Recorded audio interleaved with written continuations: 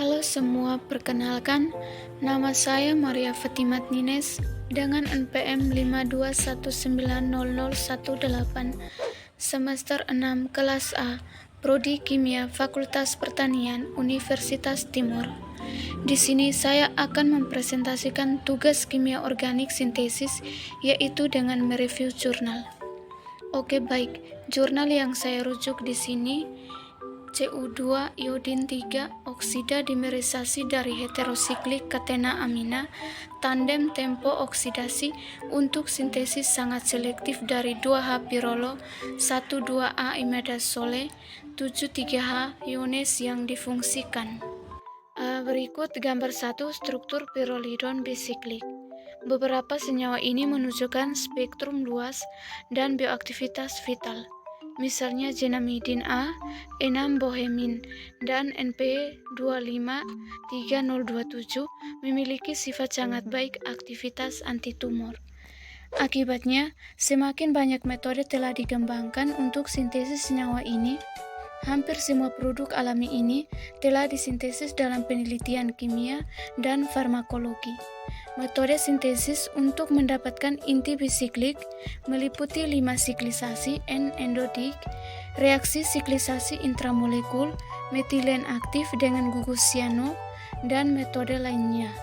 Pada skema 1, reaksi melibatkan pemutusan ikatan karbon nitrogen dan ikatan karbon-karbon, ikatan bersama dengan pembentukan 2 ikatan karbon nitrogen dan 1 ikatan karbon-karbon, dan sintesis bisiklik. Reaksi pembentukan pidos ini berlangsung melalui dimerisasi oksidatif dan reaksi substitusi yang disertai dengan pembentukan 4 ikatan dan pemutusan 2 ikatan. Pertama, asetonitril digunakan sebagai pelarut, PHL, OAC2 sebagai oksidan, dan CuOAC sebagai katalis di bawah refluks selama kurang lebih 8 jam. Ditunjukkan bahwa hanya sedikit produk yang diperoleh melalui reaksi pada tabel 1. Yang berikut tabel 1, sintesis bisiklik pirolidon 2A. Pada penjelasan ini, jadi jumlah oksidan yang optimal adalah 0,6 ekivalen, kemudian jumlah kooksidan disaring menunjukkan bahwa penurunan jumlah kooksidan menurunkan hasil reaksi sekitar 1,0 ekivalen, diidentifikasi sebagai jumlah optimal pada tabel 1 entry 7 versi entry 22, kemudian jumlah katalis ditentukan. Jumlah katalis yang optimal adalah sekitar 0,05 ekivalen. Akhirnya, hidrasi pelarut diuji penggunaan asetonitril yang tidak dikeringkan sebagai pelarut menurunkan hasil senyawa target. Yang berikut skema 2, sintesis bisiklik pirolidon 2A 2TAB. Berdasarkan kondisi reaksi yang optimal, penelitian selanjutnya mengeksplorasi ruang lingkup substrat HKS, kelompok substituen R pada substrat dievaluasi seperti yang ditunjukkan pada skema 2. Jadi penjelasan selanjutnya pada skema 2, yang pertama, karakteristik elektronik R memiliki hanya sedikit pengaruh pada hasil dengan pendorong elektron. Kelompok biasanya memiliki efek menguntungkan pada hasil. Skema 2, 2A 2C versi 2D 2I. Yang kedua, penarik elektron yang berbeda gugus pada posisi orto, cincin aromatik HKAS R 2FC6H4, 2ClC6H4, dan 2BrC6H4, dan donor elektron gugus pada posisi orto aromatik HKS 2MeC6H4 ditoleransi dengan baik, memberikan sesuai pido masing-masing 2J, 2I, dan 2M dalam hasil sedang, yaitu 67-72%.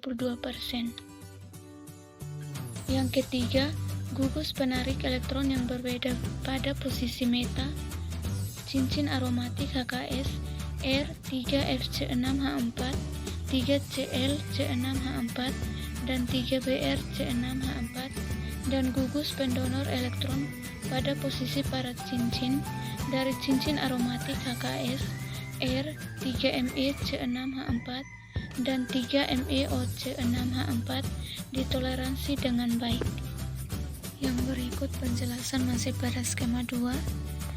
Jadi HKS tersubstitusi tiofena dan asetil tersubstitusi HKS dieksplorasi mengungkapkan bahwa ini juga bagus substrat untuk reaksi ini.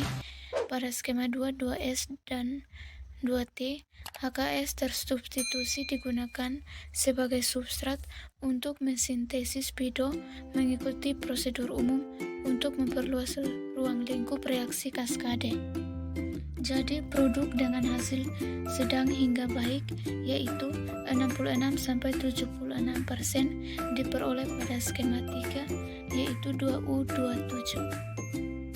Yang berikut skema 3 sintesis bisiklik pirolidon 2U2ZAB. Jadi bisa dilihat pada slide, hasil penelitian menunjukkan bahwa berbagai kelompok tersubstitusi pada cincin aromatik HKS adalah substrat yang baik untuk kaskade ini reaksi pada skema 3 2U2Z.